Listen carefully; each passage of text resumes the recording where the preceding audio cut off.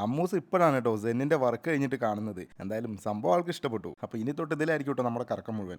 അങ്ങനെ ദേ നമ്മളൊരു സിനിമയ്ക്ക് പോകാമെന്ന് വിചാരിച്ചു. നമ്മുടെ സെൻ എടുത്തിട്ട് തന്നെ. അതിനിടയ്ക്ക് അമ്മൂസ് ദേ വണ്ടി ചുറ്റി നടന്ന് കാണുക. എന്തായാലും നമ്മുടെ വണ്ടിയുടെ ലുക്ക് എങ്ങനെയുണ്ടെന്നുള്ളത് നിങ്ങളൊന്ന് കമൻറ്റ് ചെയ്യട്ടോ. ഇനി വണ്ടിയിൽ ഒരേ ഒരു വർക്കേ ഉള്ളൂ. അത് എന്താണെന്നുള്ളത് ഞാൻ ഇപ്പോൾ പറയുന്നില്ല. ഞാൻ വീഡിയോ ആയിട്ട് കാണിച്ചു തരാം. ഓക്കെ. അങ്ങനെ ഏതായാലും നമ്മൾ ദേ വണ്ടി എടുത്ത് നേരെ സിനിമയ്ക്കാണ് പോകുന്നത്. ഏതാ സിനിമ എന്നുള്ളത് ഞാൻ അവിടെ എത്തിയിട്ട് കാണിച്ചു തരാം കേട്ടോ. അങ്ങനെ ദേ നമ്മൾ തിയേറ്ററിലെത്തി.